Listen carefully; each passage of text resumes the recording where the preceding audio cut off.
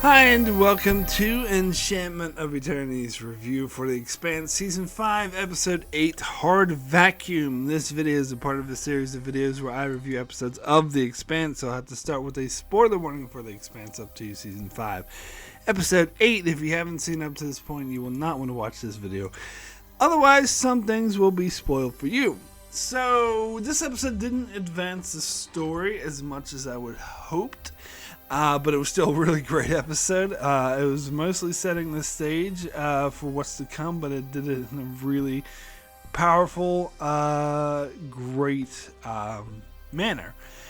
Now, this is when I have to say that I'm starting to eat my words, because I was one of the loudest voices sort of cheering for an episodic week-to-week release of this show, because I didn't like last year how it all dropped at once, because it kind of excitement for the show seemed to die down too quickly, and you weren't able to sort of engage and have the communal experience with other fans and watchers of the show week to week like you are when it's released on a weekly basis. But at this moment, I say screw all that. I wish I could watch the next episode. I mean, this episode in particular, the way it ends, you're like, ugh! You just really, really want to see the next couple episodes. And perhaps I will admit that the weekly release method does kind of showcase, in this episode in particular, how it kind of hurts it, because this episode in particular is kind of just a link in the chain and is a very good one, but you really, really want to just jump into the next episode. But, ultimately, I'm going to stand by my stance, and I am glad I'm able to come in here every week and talk about it, and see the different fan reactions and hear other people's thoughts on it before I jump into the next episode. It's just the addictive side of me. It just wants to, just so wish that I could just watch the next episode. So, in this episode, we get more of Amos and Clarissa. We follow them as they go through this sort of post-apocalyptic landscape. And I will say that I think with this whole storyline, I think the budget kind of shows, or the budget limitations, I shall say, which, you have to be fair. This is a TV show, and it's not, hugely popular like Game of Thrones, although it should be. And so it has a limited budget, and it's not like these trillion-dollar blockbuster movies, which are only 2 hours, where this, is a show it has to have, 10 hours every year.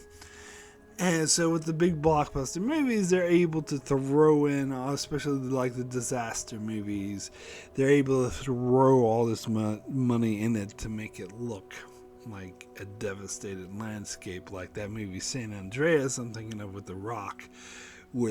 That movie sucked balls, but at least the visual effects really accurately portrayed what mass hysteria and disaster would look like. Where I think so far with the Amos storyline, that's the one thing. Like someone pointed out in the previous time we saw them, that there were still lots of trees and forests around. Where shouldn't they be flattened? But they try to relate the horrorscape in other ways, such as when they went to look at the sun, it was completely diluted with all of the debris and dust in the atmosphere from the asteroids.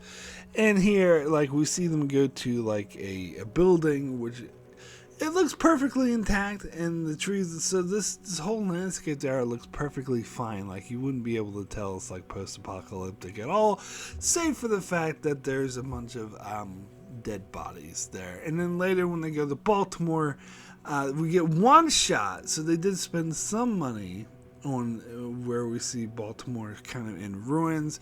Although, again, if this was $1 billion blockbuster movie, they would be able to show us more.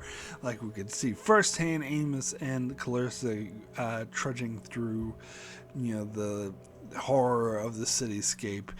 And really, even that one shot of Baltimore did nothing to really portray just how horrible it was. In fact, I think we got a clearer picture of how horror it is through the dialogue, through what's his face, escaping his name is escaping me, but the gangster dude, where he was explaining exactly what happened, how there was shockwaves that destroyed skyscrapers, and then the city is completely flooded, and every place he used to know is all now underwater.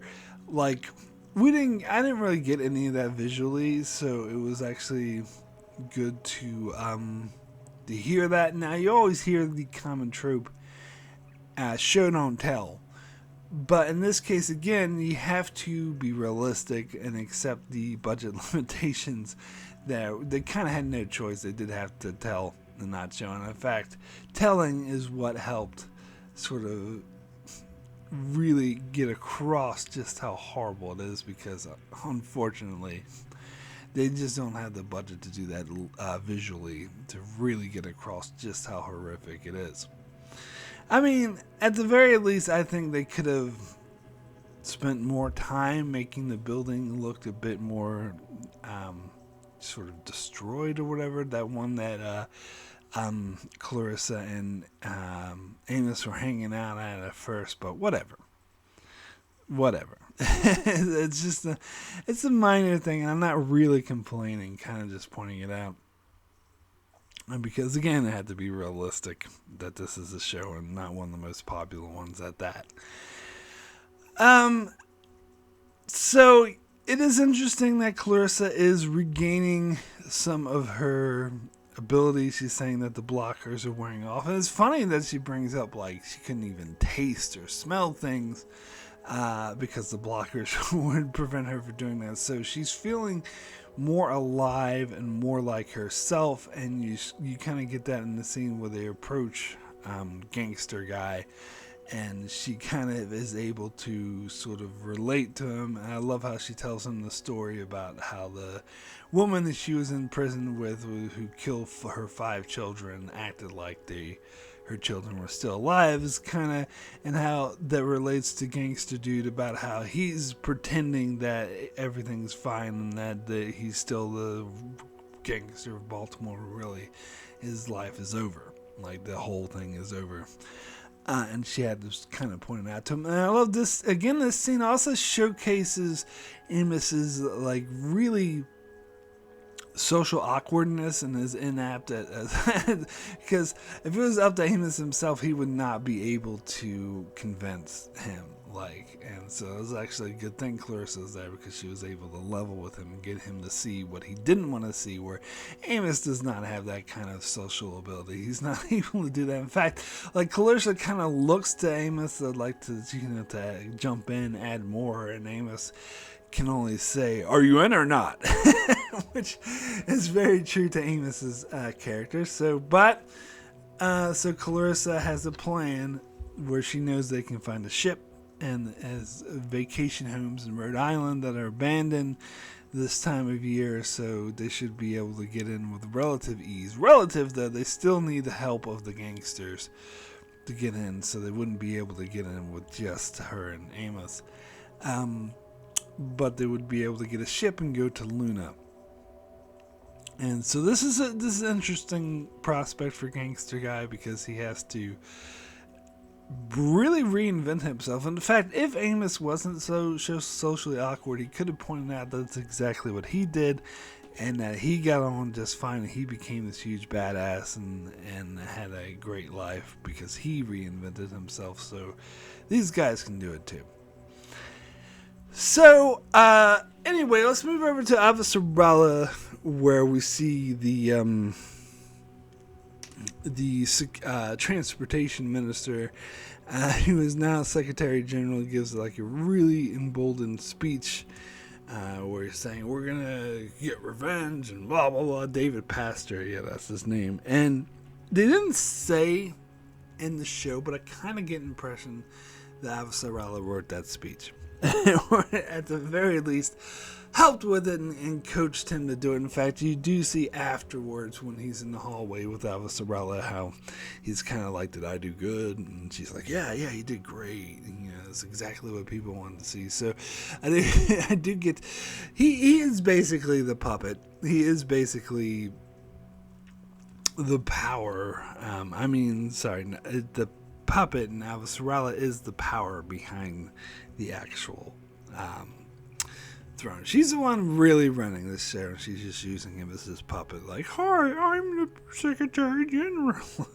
But anyway, which is it was kind of a similar situation with Gillis, because she called him the bobblehead because she thought that he was incapable of making any decisions on his own, but in that case, she was had to fight Ehrenreich for control of Gillis, because they were both kind of trying to control him, and eventually Ehrenreich did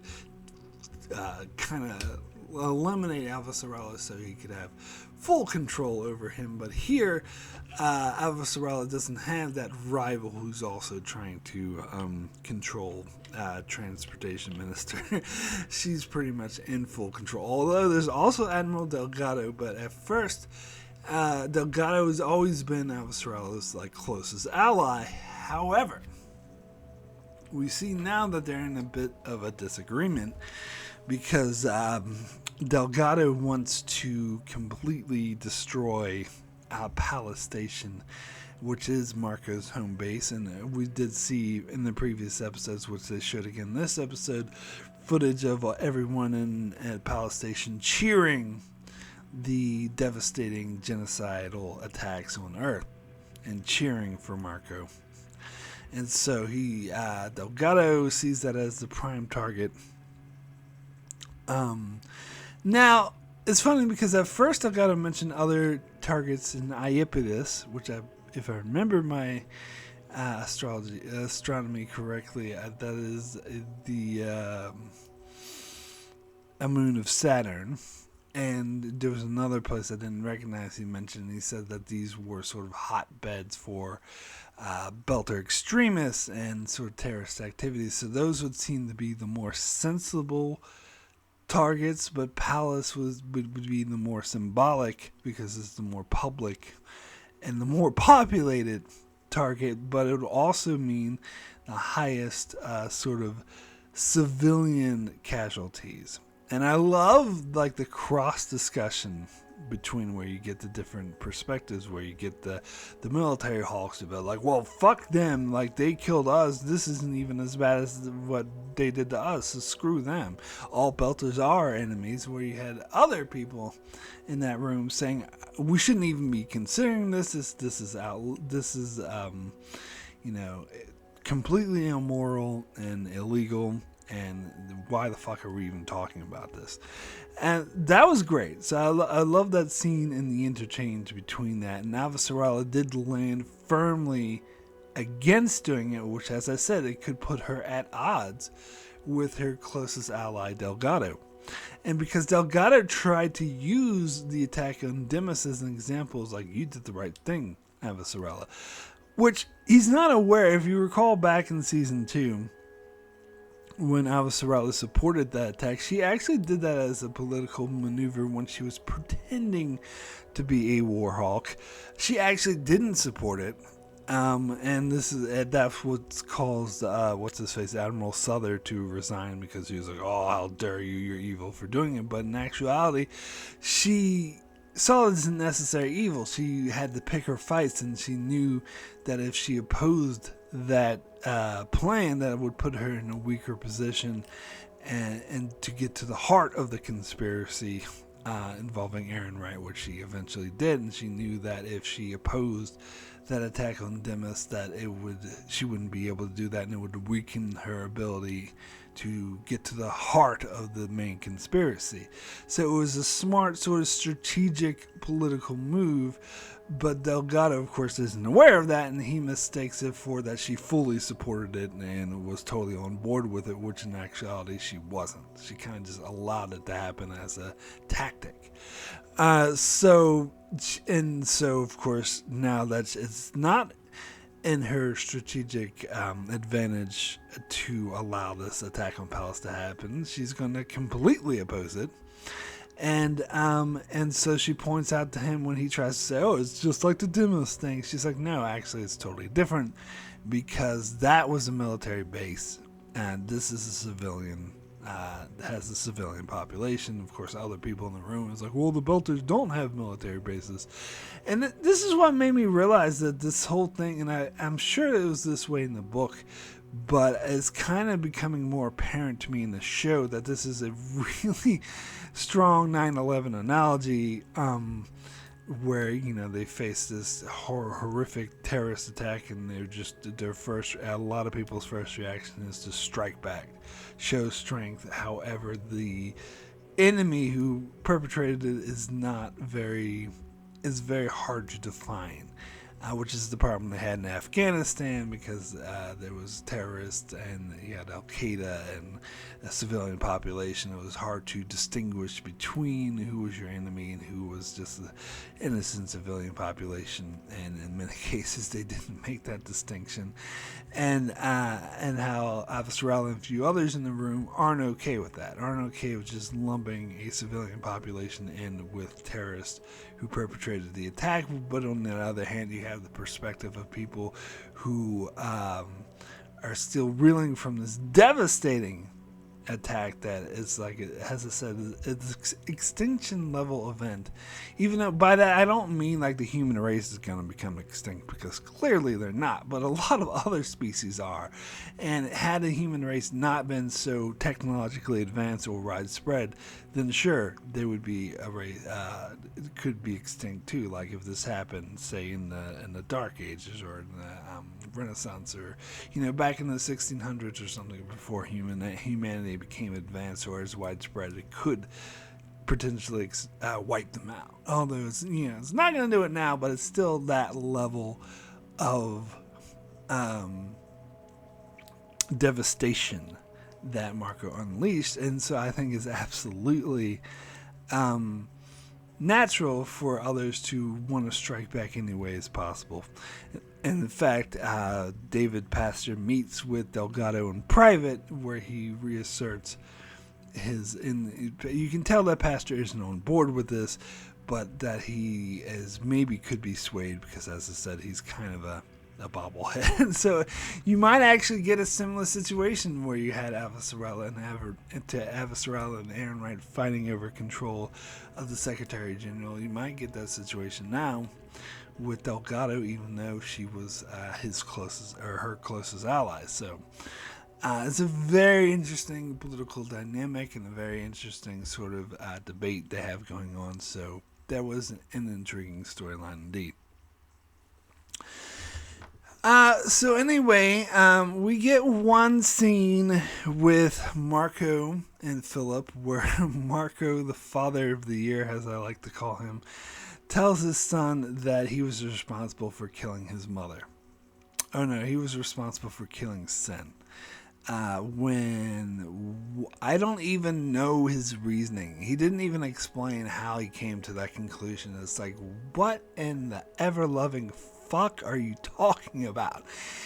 He just wants Philip to feel like shit. He's just, as I said, father of the year. And of course, the scene also sort of emphasizes that they believe that Naomi is dead. So clearly, from Philip's vantage point, he did not see Naomi go to the other ship and enter.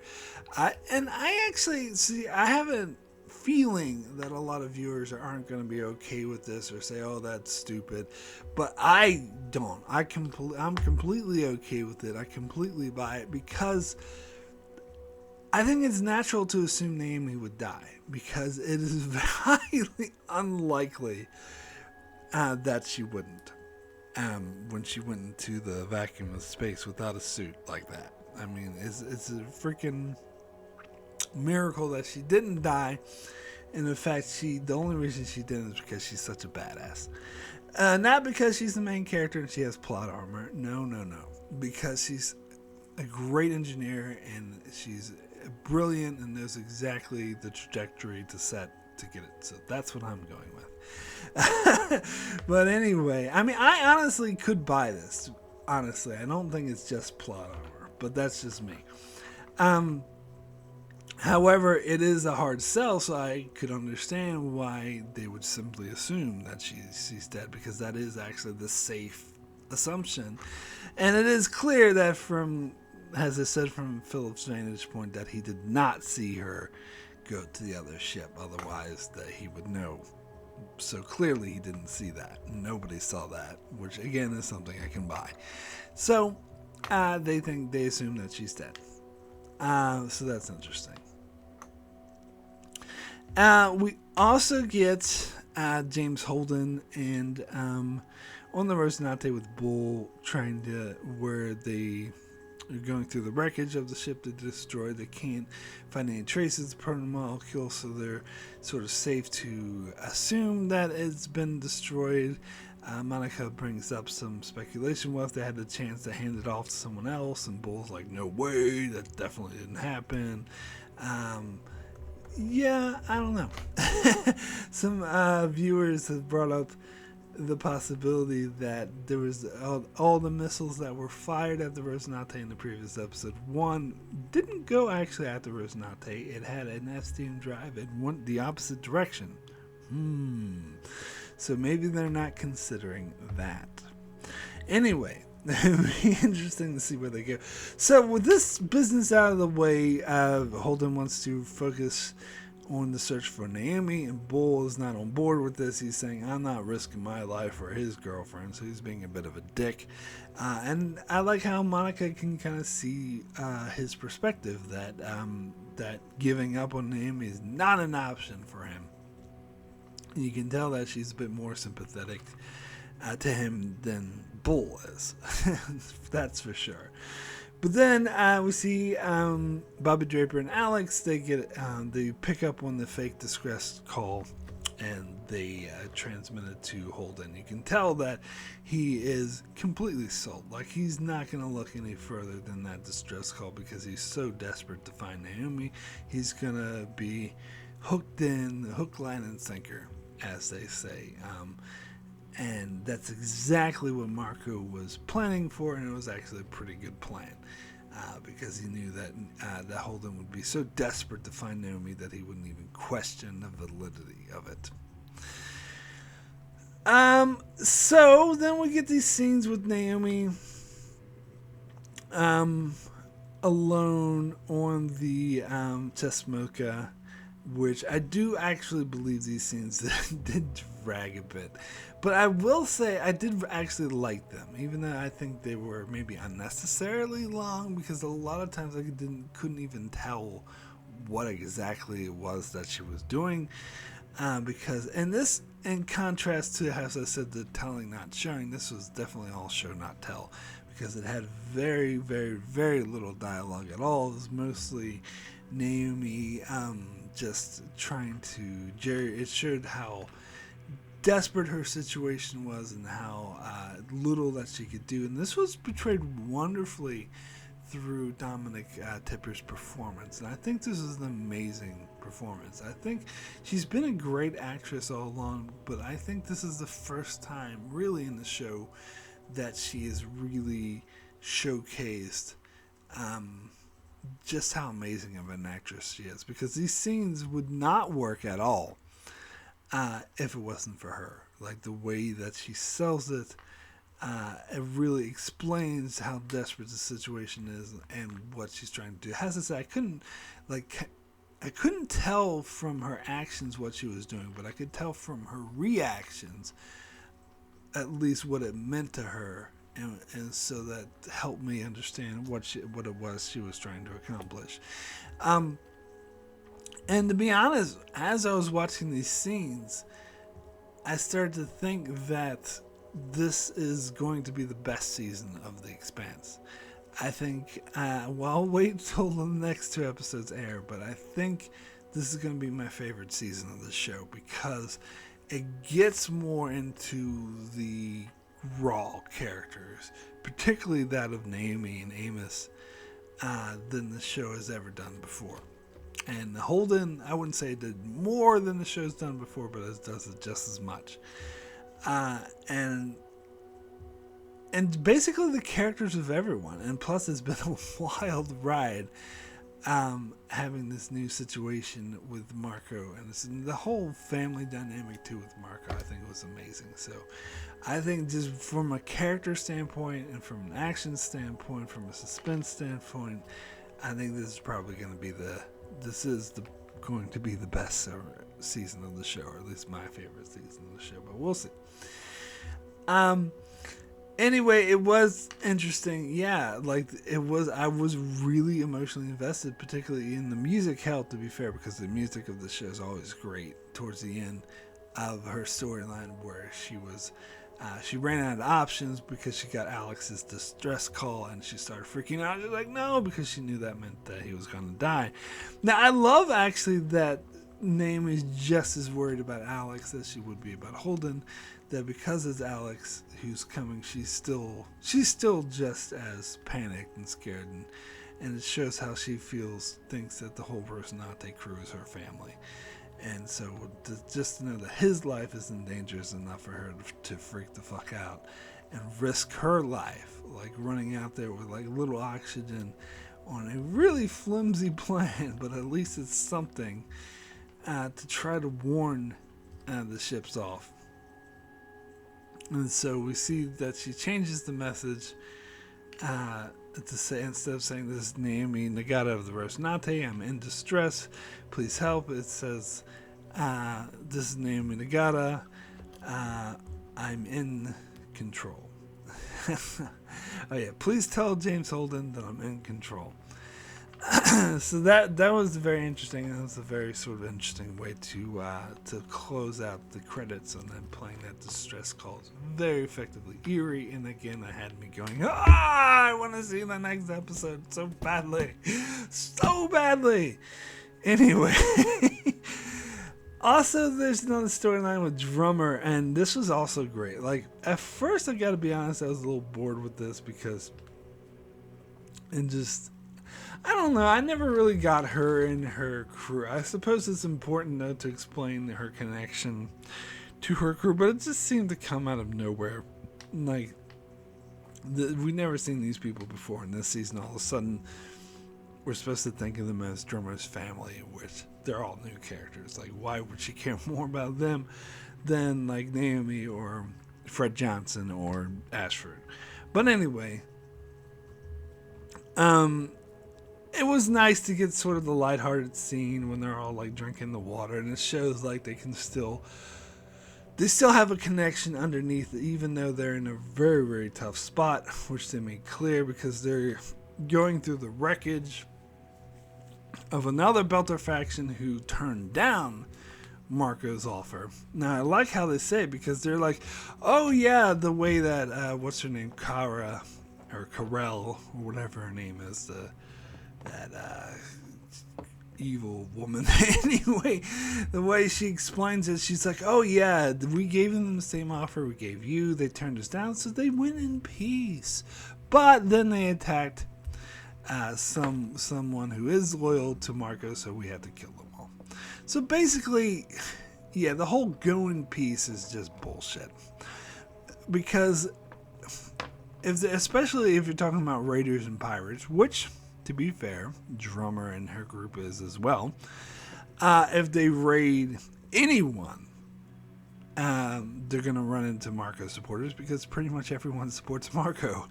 And so if raiding anyone who supports Marco is grounds for them being killed and all destroyed, then it's a smoke screen. They're just going to kill them anyway. They're just using that as an excuse. Oh, well, you attacked one of our transports. Okay, you're all dead now. And so one of Drummer's supporters were correct to point out that if we had said no to Marco, this would be us right now. Someone else would be going through our belongings and our dead bodies, and he is 100% correct. Absolutely no question. Had Drummer said no, they would all be dead. However, it's such a precarious situation they don't like, and I love how Kara, whatever her name is kind of like the way she sits on the captain's chair and like turns around and uses it as a throne. She knows, and just her whole demeanor, she knows she's in control there. And she knows, even though Drummer is officially the captain, she's the one who's really running the show and be like, oh, you got to do it, Marco, and that they have to toe the line of the Free Navy, otherwise they'll end up just like those other ships that they're salvaging. But that scene where they picked up Naomi's distress call and Drummer's like, well, fuck that, I'm going. And then Kara had to point out that, no, that's not actually a distress call from Naomi. That's something that's none of your damn business. But Naomi's dead. That's how I know that. And Drummer's reaction was so intense. It was pure gold. The way that she was just like, her first reaction was to go for her gun. And she was like, especially the way Kara was being, oh, that bitch was a traitor to the belt and deserved to die. Like, that Drummer's just gut reaction was just to kill her. And that is completely in Drummer's character. And had it not been for Okana, I believe her name is, or something, I don't know, I can't pronounce her name. Whatever her name is, her sort of lover there. Had she not interceded and held Drummer's hand back from getting to her gun, Drummer would have killed her, without a question. If she was not right there at the right place at the right time and able to step in between Drummer and Kara, or whatever her name is, Corell, or whatever her name is, if she was not there right then and there, she would be dead. And then they would all be fucked, because then they would be wanted by Marco. And we, as I said, we can see what happens when that happens. So it was probably a good thing she was there to stop Drummer from killing her. But yeah, like the way she was just like, yeah, Naomi's dead and that she traitor deserves to die. Like, goodbye. Like, you don't fucking say that to Drummer. She is lucky as hell that the other woman was there in order to stop Drummer. And then that scene when Drummer is just like screaming and yelling, like, God damn, and like that's so intense. You can tell that Drummer is really, really hating life and having such a rough time. First it was Ashford, then Fred Johnson, and now Naomi. Now, intellectually, of course, as the viewer, we know that Naomi isn't dead, but I don't think that took away from the power of that scene and just the raw emotion, because Drummer doesn't know that. Drummer doesn't know what we know. And to see her reaction to this, and just not just the fact that Naomi's dead, but the fact that, you know, that arrogant asshole could just stand there and degrade her and call her a traitor to the belt and have her life meaning nothing, given that Drummer is aware of all that Naomi has done to save the belt, to save humanity, and how that just drove her insane. Of course, it drove her back to the bottle, because she just doesn't know how else to deal with this. But wow. That was intense. And then, of course, you ended with that other woman make kind to Marco's supporter, but they get that distress call from Naomi. And she's like, Naomi's dead. She has to be. And it doesn't make me wonder if she actually is questioning that and starting to realize that Naomi is in fact not dead. But and it would make her question her whole sort of worldview on Naomi and everything she thought she knew. Which, of course, as we know, she doesn't know dick. She's just up her own ass. She's up Marco's ass. She doesn't know fucking Naomi at all. Anyway. Great episode. So my rating for Hard Vacuum out of 10 is a 9. Excellent. As I said, it's more of a cog in the machine, more of a setup, but it's so great. so intense. You had so many great moments, particularly at the ending with like drummer screaming and that powerful music playing while Naomi is like risking her life just for this one-off chance to warn them not to rescue her. It's powerful, really powerful episode. So anyway, that is it for my review of Hard Vacuum. I shall be back next week and the following weeks to cover the rest of Season 5 of The Expanse. Also, Thursday night, 9 p.m. Eastern Standard Time, 6 p.m. West Coast Time, I will be doing a live discussion. On this episode, I will be joined by Don, Willie, and Darren's making his return this week, and we shall discuss this episode, so be sure to join us in the chat for that. Link for that event will be in the description below. You can check us out, join us live, or check us out in the archives afterwards. Anyway, be sure to check out my channel as I cover many other shows like all kinds of Star Trek, Breaking Bad, The Outer Limits, and more, so be sure to subscribe so you can keep up with all of that. Thanks a lot for watching.